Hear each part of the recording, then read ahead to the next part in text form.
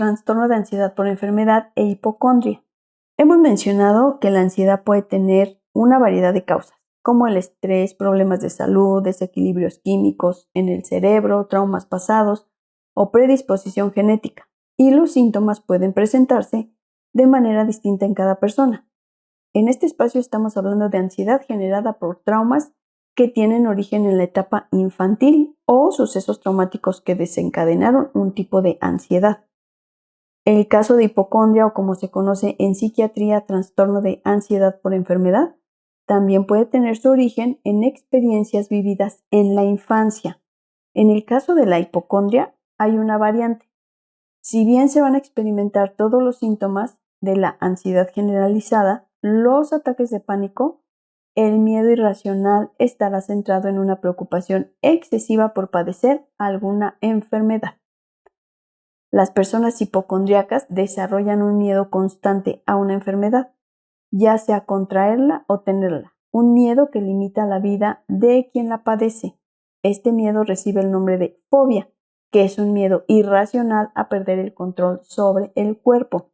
El término hipocondria se define como persona que cree siempre sufrir una enfermedad. La palabra clave es que cree, pero en realidad no la tiene, no la padece. Y recordemos que esta es la característica principal de cualquier tipo de ansiedad. El problema, el peligro, la enfermedad no existe en la realidad, solo en nuestra mente. Pero es importante no perder de vista que lo que sí existe o lo que sí va a existir es el daño que le estamos provocando a nuestro sistema nervioso y que tarde o temprano sí tendremos enfermedades y problemas reales, ya que de una u otra manera los estamos creando y van a materializarse. En pocas palabras, la hipocondria se trata de una preocupación extrema por la salud. La persona cree que tiene todas las enfermedades, tiene la sensación y la certeza de que cualquier señal en su cuerpo es una enfermedad grave, sin tener evidencias de ello, lo que desencadena rasgos obsesivos, porque necesitan comprobaciones excesivas del buen funcionamiento de su cuerpo. Las personas con este tipo de ansiedad suelen ser extremistas, no solo en cuestión de salud, sino en varias áreas de su vida. Son personas que necesitan controlar todo, mientras algunas personas recurrirán con frecuencia a distintos especialistas en busca de diagnósticos, otros evitarán ir al médico. Los que van con frecuencia al médico son obsesivos, los que evitan la consulta son fóbicos.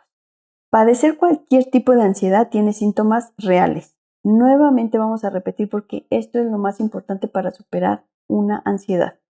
El problema, la situación catastrófica, la enfermedad no existen. Lo que sí existe son los síntomas que mi cuerpo está padeciendo, resultado de mi preocupación excesiva y el miedo irracional que estoy creando yo en mi mente. Por lo tanto, la hipocondria genera mucha ansiedad en la persona que está concentrada en tener pensamientos y certezas catastróficas en torno a su salud. Y esto sí acabará por somatizarlo. Va a llegar un momento en su vida que sí va a padecer esa enfermedad en la que ha estado pensando que tiene, sin tenerla, y esto es lo delicado de la hipocondria, es la profecía autocumplida. Desde un punto de vista psicológico y psicoanalítico, la hipocondria tiene su origen en vivencias infantiles. La hipocondria es una muestra de una compulsión a repetir historias. La persona hace uso de su cuerpo, tal como lo aprendió de sus cuidadores. Su cuerpo es como su enemigo. Su cuerpo lo atormenta con dolores. Su cuerpo le impide disfrutar su vida. Es extremista en los cuidados y en los hábitos corporales, sean de limpieza, de alimentación, de descanso, generando con ello una vida limitada que poco puede disfrutar. Lo importante aquí es darnos cuenta que todo esto es un aprendizaje, son hábitos y formas de pensar heredadas por lo general de los padres, pero son formas de pensamiento que nos están haciendo daño. Mi pensamiento es el que me está dañando, no una enfermedad, no un acontecimiento. Una persona hipocondríaca pudo haber sufrido maltrato físico y psicológico en su infancia, y de adulto, acostumbrado al dolor, quien lo lastima y lo maltrata es su propio cuerpo, y para evitar el dolor producido por ese maltrato, tiene conductas de cuidado para supuestamente evitar el dolor.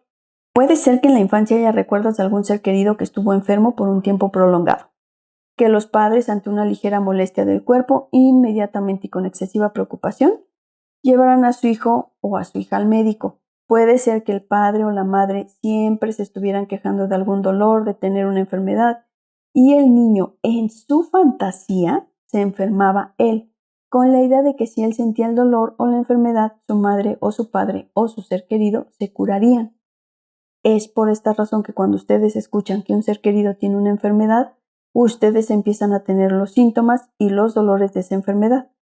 Es una regresión a esta etapa infantil y a esa fantasía de creer que si yo me enfermo, ella o él se van a aliviar.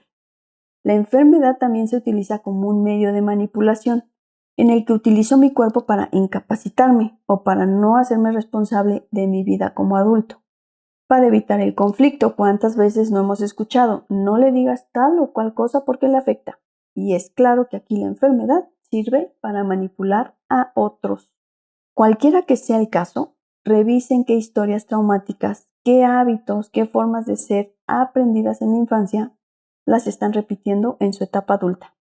Porque tarde o temprano esa enfermedad que están pensando que tienen, pero que no tienen, en un futuro sí se va a hacer realidad.